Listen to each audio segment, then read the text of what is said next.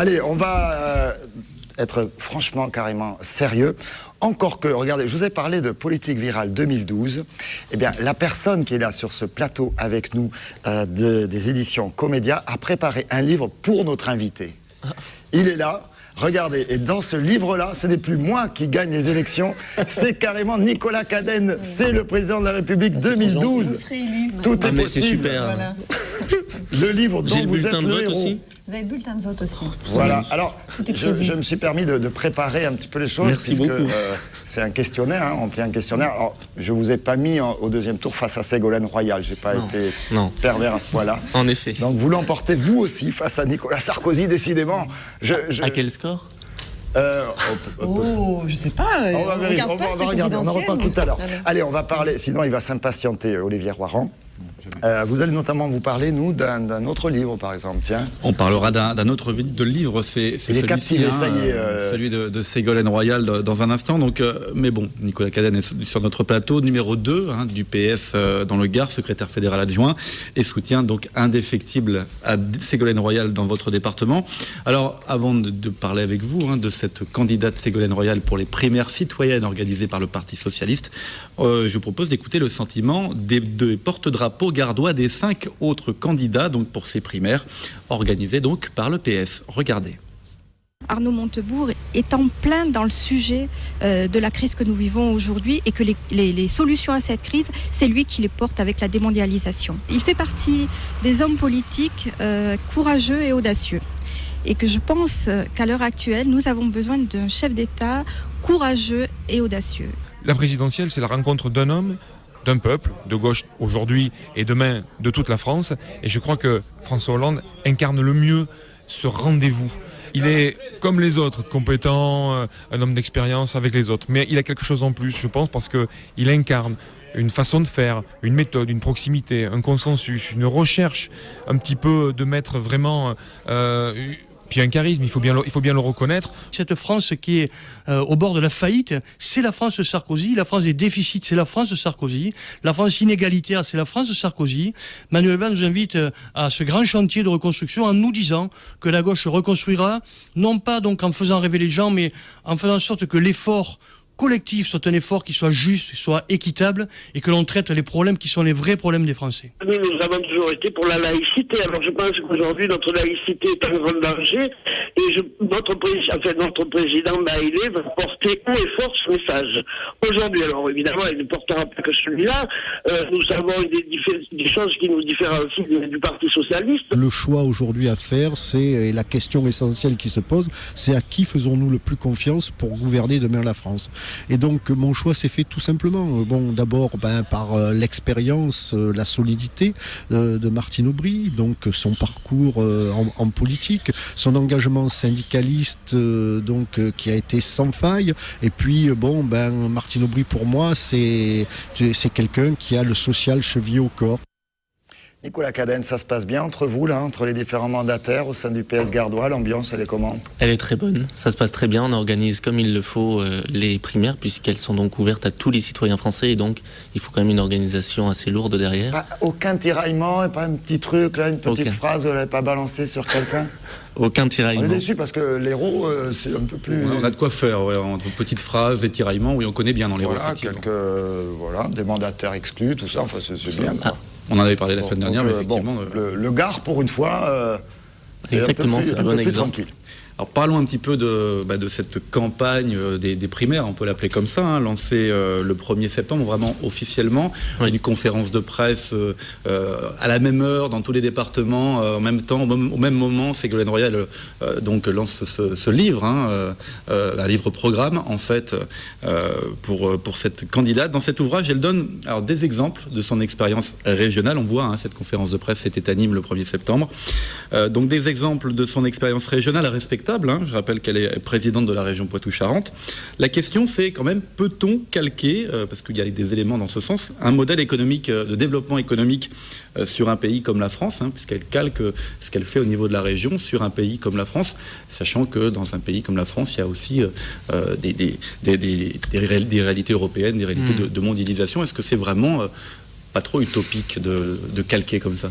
Tout n'est évidemment pas transposable, et elle le dit elle-même. Néanmoins, il est mieux de bien gérer, de savoir bien gérer sa collectivité que de ne pas savoir le faire. Et évidemment, il y a des modèles qui sont transposables, comme la croissance verte, même si c'est à une autre échelle. Les exemples qu'elle a portés au niveau régional peuvent évidemment se concrétiser au niveau national, même si les manières de les mettre en œuvre ne sont pas toujours les mêmes. Alors il y a des mesures, Pierre-Paul, que Nicolas Sarkozy reprend à son compte. C'est l'actualité d'aujourd'hui. C'est l'info du jour, avec l'encadrement militaire. Alors je ne sais pas si exactement il faut dire ça comme ça, des jeunes délinquants. C'est une proposition ancienne de Ségolène Royal.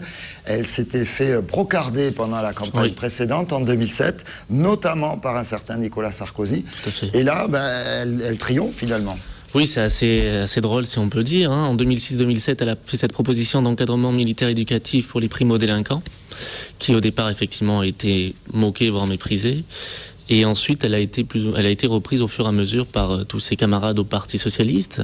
Et maintenant, même par la droite. Le Parti Socialiste n'est pas aussi consensuel. C'est-à-dire qu'il y aura des termes différents pour le définir, mais au final, ça revient honnêtement au même.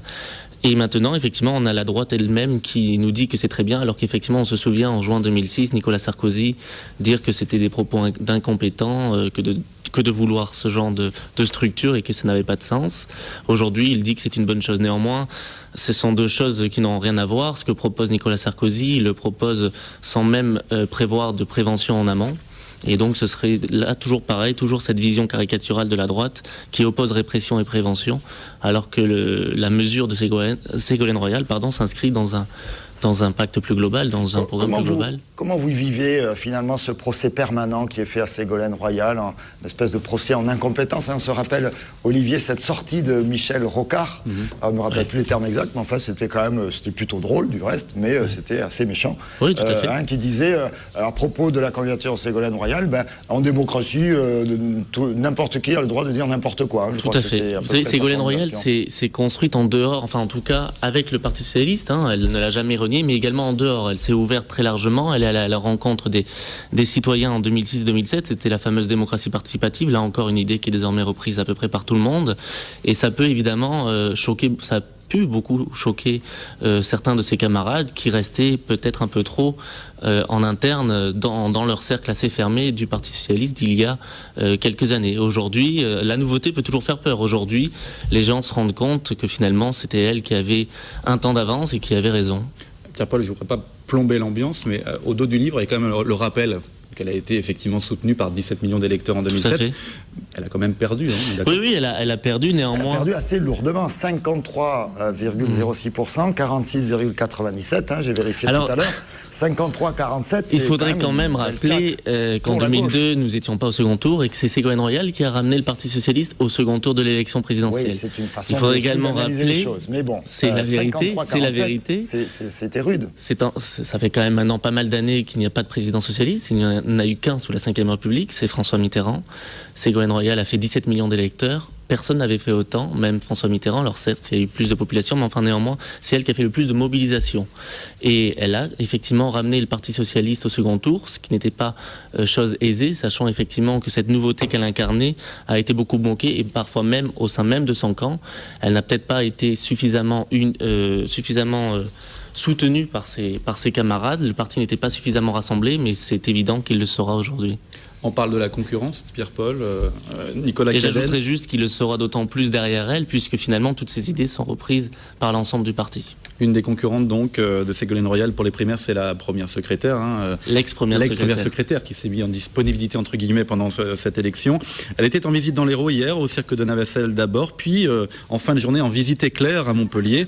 Alors une question d'un journaliste a forcé Martine Aubry à s'expliquer sur l'organisation des primaires. La question c'était pourquoi Hélène Mandroux, le maire de Montpellier, ou André Vézinet, président du conseil général de l'Hérault, ne sont pas vos représentants départementaux donc pour le département de l'Hérault. On va écouter la réponse de Martine Aubry. Écoutez bien.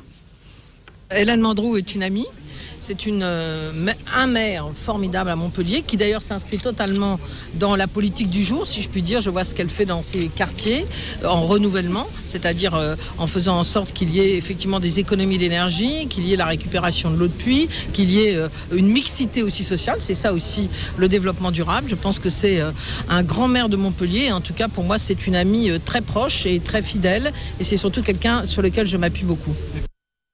Exactement ça. Là, on s'est un petit peu trompé d'interview.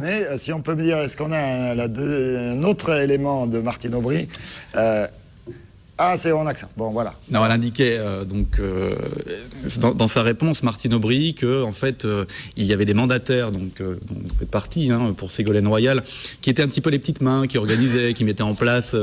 Charmant. Et puis les grands élus sur lesquels elle pouvait s'appuyer, comme effectivement André Vézinet et Hélène Mandroux dans l'Hérault.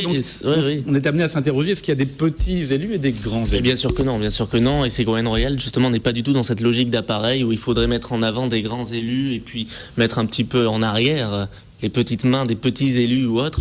Pas du tout. On est sur une primaire ouverte à tous les citoyens pour choisir le ou la meilleure candidate face à Nicolas Sarkozy. Tout le monde doit y participer très activement.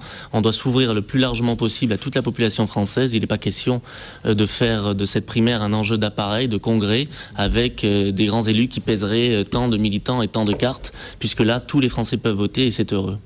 Vous pensez qu'elle a encore une chance, Ségolène Royal? C'est vrai que ces sondages semblent forcément, même si on n'est pas des grands spécialistes, difficiles à faire, puisque c'est une première, c'est primaire, mais quand même, elle semble bien distancée. Honnêtement, j'en suis certain qu'elle a une chance, et je pense même qu'elle va l'emporter. Il suffit de la suivre partout sur le terrain pour voir l'engouement populaire qui est avec elle. Chaque fois qu'elle se déplace, il y a un monde fou, et elle prend le temps d'écouter et d'échanger avec les Français. Et les Français sont très réceptifs, elle aussi. Et l'échange se passe parfaitement. Donc je pense qu'elle a le soutien populaire, un soutien très large. Donc oui, je pense qu'elle peut l'emporter. Elle a tout à fait la possibilité d'emporter la primaire, mais également la présidentielle. C'est la plus expérimentée. C'est elle et la seule des candidats elle frappe fort quand même, puisque sa sortie là, dans le Figaro la semaine dernière, François Hollande, c'est l'homme de l'immobilisme. Bon, ils ont été quand même mariés quelques années. Je ne sais pas comment il a pris ça. Et puis Martine Aubry n'aurait aucune expérience finalement de grande élection.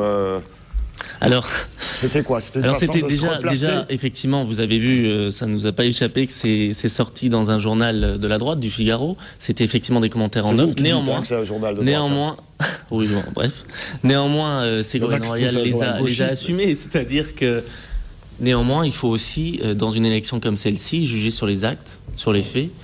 Et il est normal que les Français puissent voir le bilan de chacun des candidats. Ça n'a pas de mal à ça, dès lors que ce ne sont pas des petites phrases contre des petites phrases personnelles, qui seraient des jugements personnels. Si c'est un fait, après on peut y répondre. Ça permet un débat et ça permet à chacun des candidats de s'exprimer sur ces positions-là. Ils n'ont pas trop répondu, je crois. Pas vraiment. Pierre-Paul, une petite anecdote sur la venue de Martine Aubry hier et par rapport à une certaine photo, non? Une image, allez on la montre, cette image, regardez, c'est une image qui a été prise par notre confrère ami Nicolas Guillonnet de 20 minutes, c'était à découvrir ce matin, et voilà, et c'est une image qui a beaucoup plu, petite indiscrétion, à Hélène Mandroux, le maire de Montpellier. Voilà, on va peut-être lui en faire une version dédicacée.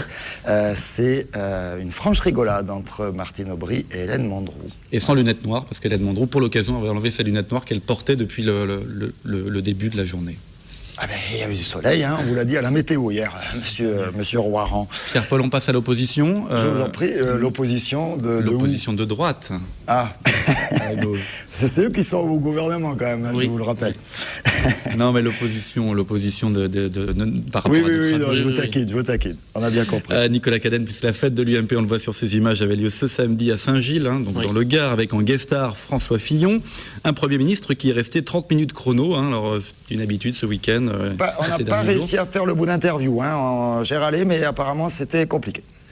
Le temps d'un discours. Et vous allez l'entendre, il a toujours un mot gentil pour ses adversaires politiques, et notamment le PS et François Hollande. Écoutez.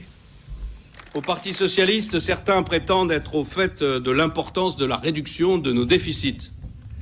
Mais mes amis, quelle crédibilité pouvons-nous accorder à un parti où l'on n'a jamais hésité à promettre l'augmentation des dépenses publiques et la multiplication du nombre des fonctionnaires au mépris de toute rationalité? Quelle crédibilité peut-on accorder à un parti qui exprime toujours la volonté de revenir à la retraite à 60 ans de la façon la plus isolée qui soit dans toute l'Europe, au risque d'asphyxier le financement de notre système social? Quelle crédibilité peut-on accorder à un candidat, François Hollande pour ne pas le nommer, dont la seule ambition pour le service public est d'augmenter le nombre des fonctionnaires, sans même se demander comment ils seront payés? Même ses amis socialistes commencent à se dire que tout cela n'est pas sérieux. Nicolas Cadenne, en un mot, le temps tourne. C'est cette déclaration qui n'est évidemment pas sérieuse. Il suffit de voir les chiffres, puisqu'il met ça en avant. Lorsque la gauche a été au pouvoir, chaque fois qu'elle a été au pouvoir, elle a réduit ou limité la dette et les déficits. Chaque fois que la droite a été au pouvoir, elle a augmenté considérablement. Les dépensiers et les mauvais gestionnaires, c'est bien la droite, c'est pas la gauche comme elle essaye de le faire croire. Voilà, vous voyez que même du côté de Ségolène, il n'y a pas que Ségolène Royal qui a la formule franche et directe. On a vu donc la majorité UMP, Pierre-Paul. Autre délicate attention à l'égard du Parti Socialiste, c'est du Parti de gauche. Peut-être un futur jamais si bien servi que par ses alliés. Partenaire, sait-on jamais. Alors ce matin, conférence de presse, et nous posons une question sur ce que pense le Front de gauche des primaires citoyennes. Et donc, on écoute la réponse du porte-parole régional du Parti de gauche, c'est René Revol. Écoutez. Aujourd'hui, sur le terrain, les questions que se posent les gens, c'est comment je finis le mois. Comment je finis le mois chez 600 €? Et si mon loyer est à 400, comment je finis le mois? Deuxièmement, comment je retrouve un emploi? Comment mes jeunes vont déboucher? C'est ça, ces questions. Ils en parlent aux primaires? Non, ils veulent savoir si la robe de Ségolène, elle est mieux que celle de Martine, ou si François, il est plus crédible que l'autre. Les gens n'en ont rien à faire. Un concours de beauté, décidément, ces primaires.